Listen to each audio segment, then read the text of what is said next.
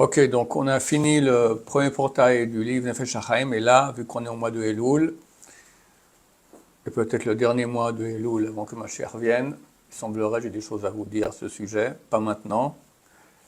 Ça vaut la peine d'étudier les lois de Tchouva du Rambam. Maïmonide écrit un livre entier qui s'appelle Mishneh Torah, deuxième Torah. Dans le monde non religieux, Maïmonide est connu pour son livre Le Guide des Égarés. Dans le monde des yeshivot, c'est exactement le contraire. On déconseille beaucoup de lire le livre des égarés. On dit celui qui lit ça et qui n'est pas égaré devient égaré. Celui qui est égaré, c'est bien, ça le ramène. On dit ça en rigolant, d'accord, mais c'est vrai que c'est c'est un livre dangereux, on va dire comme ça. On peut le dire. Et le Rambam n'aurait pas été le Rambam s'il avait écrit que ce livre-là. Le Rambam, il est le Rambam parce que il a écrit le livre qui s'appelle Mishneh Torah. Mishneh Torah. C'est un, il y en a 10 comme ça, d'accord? Qui signifie littéralement deuxième Torah. Comme l'explique là-bas dans l'introduction à son livre, à son époque, si quelqu'un veut connaître la halakha, il doit étudier la Mishnah, la Gemara, voir encore les commentateurs, etc. Et peut-être il saura comment il doit vivre. C'est trop compliqué. Alors lui, je vais faire un livre, maintenant on dit directement toutes les lois. Et c'est un livre extraordinaire. Il commence, il dit la loi de la Torah, après il passe et il l'explique vraiment très très bien. On peut dire que c'est une des plus grandes œuvres qui a été faite durant l'histoire. On peut dire qu'il y a autant de livres qui ont été écrits sur le Rambam, quand on dit le Rambam, c'est le Mishneh Torah, que sur la Gemara elle-même, d'accord? Et on peut dire que c'est le plus grand possible. On peut dire l'essentiel de la halakha est fixé par lui. Pas tout, mais l'essentiel. Et dans son livre Mishneh Torah, qu'on appelle aussi Yad HaZaka. Pourquoi Yad? Yad HaZaka, c'est la main puissante. Pourquoi la main puissante? Parce que le mot Yad, la valeur numérique, ça vaut 14. Il y a 14 livres qu'il a écrits. Le premier s'appelle Sefer Hamada, le livre de la connaissance. Et dans chacun de ces livres-là, il y a plusieurs, il y a plusieurs chapitres sur certains sujets. Dans le livre Hamada, il y a un sujet qui s'appelle Ilchot Tshuva, les lois de Tshuva. Et on va les étudier, Bezrat Hashem. Il y a 10 chapitres, je me souviens bien, dans Ilchot Tshuva. Bien Yadder, on va les étudier. On va commencer par donc, le premier chapitre, première loi. Kol ha-mitzvot sheba Torah, toutes les mitzvot qui sont dans la Torah. Ben aseh, ben lo ta'aseh, que ce soit des lois positives ou négatives. Im avar adam al achat mehen, si un a transgressé une de ces lois, ben bezadon, ben bishgaga, que ce soit de façon volontaire ou involontaire. Ksheyaseh tshuva v'yashuv mechet'o. Alors déjà, on va s'arrêter ici. Et qu'est-ce qu'on fait avec les lois des Rabbanan? Quelqu'un a bu un bon Beaujolais de Goy, d'accord? C'est interdit, mais c'est pas de la Torah. Il a mangé un bon steak avec du gruyère. C'est interdit, mais des Rabbanan, c'est pas de la Torah. Alors lui ici, il dit les mitzvot assez et mitzvot lo ta'aseh. Quand on parle de mitzvot assez lo ta'aseh, c'est les mitzvot négatifs aussi, on parle de loi de la Torah. Alors effectivement, si c'est une loi des Rabbanan qui a transgressé Beshogeg, de façon involontaire, il y en a qui disent même pas besoin de faire tchouva là-dessus. La halakha, mieux vaut quand même, d'accord? Mais le Rambam, il veut aussi parler des lois de la Torah, qui sont même les shogeg, même les involontaires. Si quelqu'un a transgressé, alors on continue. Ksheyaseh tchouva v'yashuv mechetto. Lorsqu'il fera tchouva et se reportira de son péché. Chayav leidvadot lifnael baruchu, il a l'obligation de faire un vidouille. Vidouille, c'est on traduit en français, j'aime pas parce qu'il y a une connotation chrétienne, confession. Donc, citer ses péchés devant le Dieu, béni soit-il. Shenema, comme il est dit, Ish o isha ki asu kol chatot adam, je vous lis la suite qui est du verset qui n'est pas écrit ici. Un homme et une femme qui feront toutes sortes de péchés. Vidvadu et chatatam, ils confesseront leurs péchés. Acherassou qu'ils ont fait Zé vidouille dvarim. Il s'agit ici d'un vidouille, d'une confession par la parole. Il faut dire cela. Vidouille zé mitzvot aseh. Ce vidouille, c'est une loi positive de la Torah. Pour ça que lorsqu'on fait le vidouille, on le fait souvent. On le fait à Shechai, à Shachit, à Mincha, avant d'aller dormir. À Kippour, on fait 10 vidouilles en tout. D'accord? Il faut penser qu'on fait le mitzvot aseh de la Torah.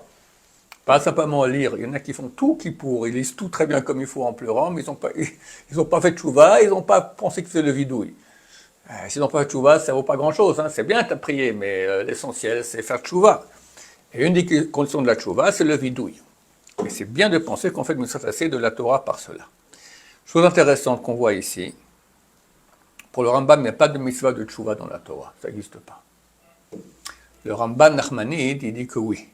Il y a un verset qui dit comme ça, car cette mitzvah que je t'offre aujourd'hui, elle n'est pas difficile, elle n'est pas dans le ciel, elle n'est pas à l'autre côté de la mer, c'est dans ta bouche et dans ton corps de le faire.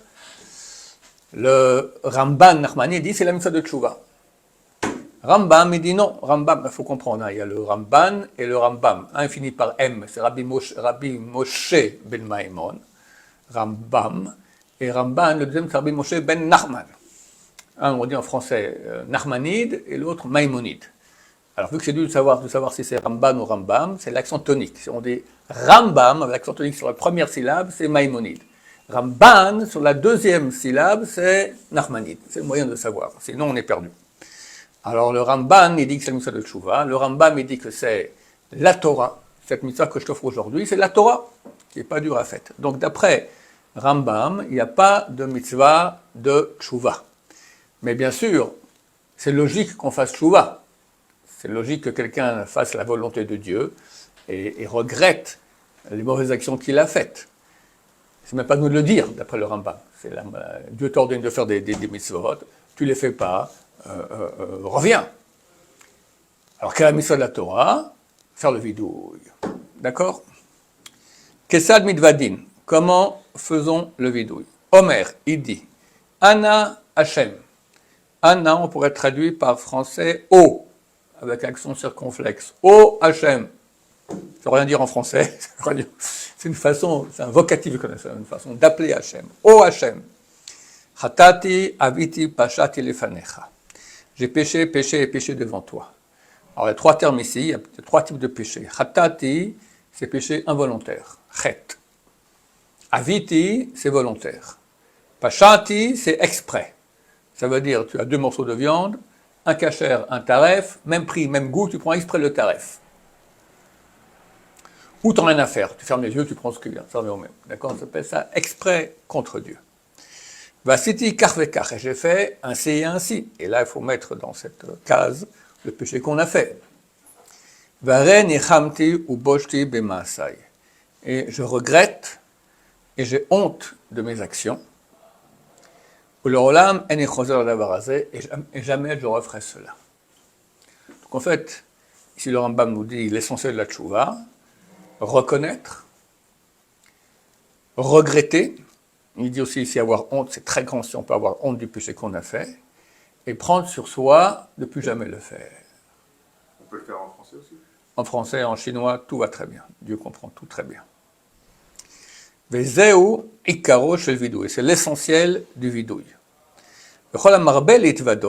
Et tout celui qui multiplie ce type de confession, il rallonge cela. C'est digne de louange. Tu peux rallonger. Je regrette, j'étais un idiot, ça me fait mal, plus jamais je referai, pardonne-moi. Pendant 1 heure, tu fais dans ce sens-là, c'est encore mieux. C'est pas obligatoire, mais c'est certain que ça rajoute. Quand on fait le vidou et la tefila, il manque des étapes. On dit que le péché.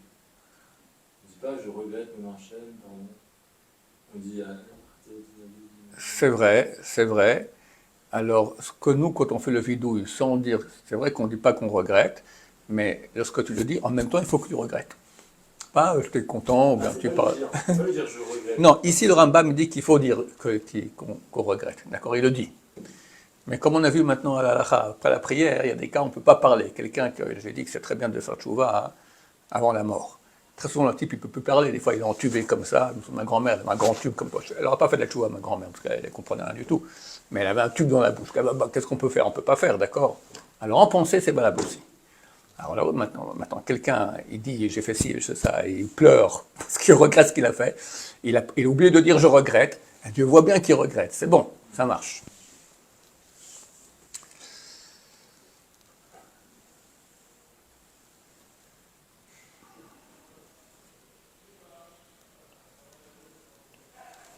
Il faut faire attention, hein. C'est un gros problème, que dans le vidouille qu'on fait à Yom Kippour, on fait la prière de l'alphabet. Comme on fait tous les jours, mais rallongez plus long, d'accord? Et là-bas, c'est marqué qu'on a fait le vidouille sans intention. On fait tchouva là-dessus.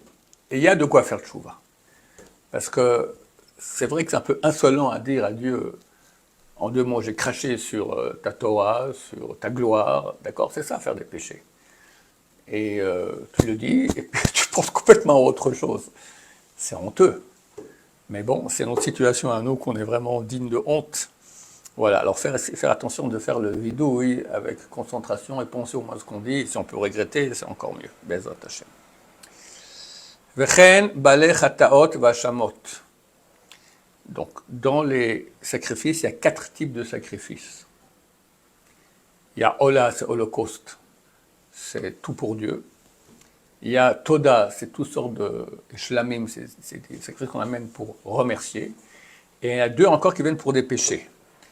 Chataot et Hashamot. Toutes sortes de types de péchés. Chatat et Hasham. Donc, le Rambam parle maintenant de ces 2 types de sacrifices. Baalei chataot v'hashamot, ceux qui doivent amener un chatat ou un hasham. Beit shemeviim korbanotehen al shegegatan ou al zedonan, lorsqu'ils amènent leur sacrifice pour le péché shogeg involontaire. La majorité des sacrifices qu'on amène, c'est pour un péché shogeg. Si c'est mézid, il n'y a pas de sacrifice. Quelques-uns, il y a aussi même des adon, d'accord? Même si c'était fait de façon volontaire. En mitkaper lahen bekorbanam ad she'asu tshuva.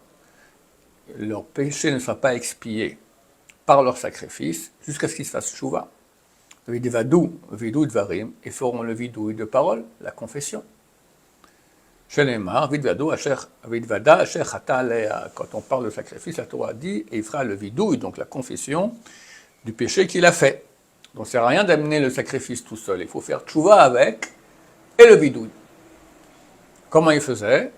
Il prenait la bête, t'as un bœuf, comme ça, avec ses cornes, d'accord, tu l'amènes, il faut faire attention qu'il ne t'en corne pas, et on le met tête face au Saint des Saints. Entre, il y a l'autel, et il y a le Saint et le Saint des Saints, entre les deux. Il y a 22 amot, il y a 11 mètres là-bas, tu rentres là-bas, le juif rentrait là-bas avec l'animal. Maintenant, il ne peut pas le mettre face au Saint des Saints et le postérieur vers l'autel. Pourquoi? Parce qu'on a peur qu'il va faire ses besoins et plic, du côté de l'autel, c'est honteux. Alors on le met le postérieur vers le nord, là-bas comme ça, il est comme ça, et on lui tourne la tête, plic, avec les cornes, tu lui tournes la tête vers le Saint des Saints. Et si tu n'as pas encore encorné, tu mets ta main gauche, ta main droite de toutes tes forces sur le front, et là, comme ça on fait le vidouille. Comme ça, on dit tous les péchés qu'on a fait. D'accord? Une pauvre femme qui doit amener un sacrifice de ce genre-là, je sais pas si elle tient le coup. D'accord? Il n'y a pas de smicha, les femmes ne font pas la smicha, c'est écrit, elles font pas enfin, elles disent sans devoir appuyer dessus. Vechol, on a encore du temps? Très peu, allez, une phrase. Vechol, mechuyave mitot bedin umrave malkot, tous ceux qui sont passibles de mort, donc ils ont été condamnés à mort par le bedin, tribunal rabbinique, ou de la bastonnade, 39 coups, en mikaperlaim bemitatan ou belakiotan, ad sheyasu tshuva vidvadou, leur péché ne sera pas expié, ni par la mort, ni par la bastonnade qu'ils ont reçue, jusqu'à ce qu'ils se fassent tshuva et fassent le vidouille. Baruch Adonai, l'olam, amen, amen.